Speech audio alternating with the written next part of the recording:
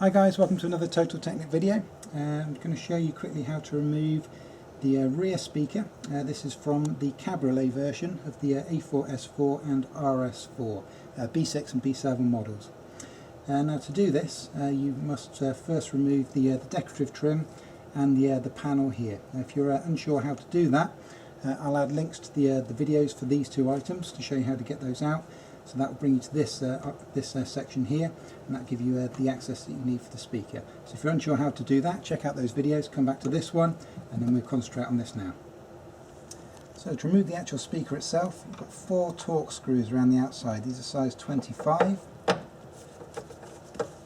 So remove all 4 of those, and I'll show you the next stage.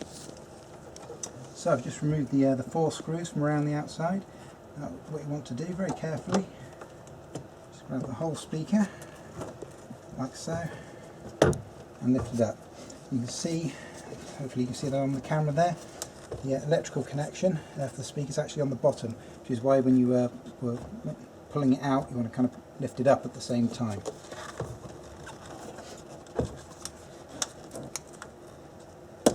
There, just pop that out, and that's your speaker removed.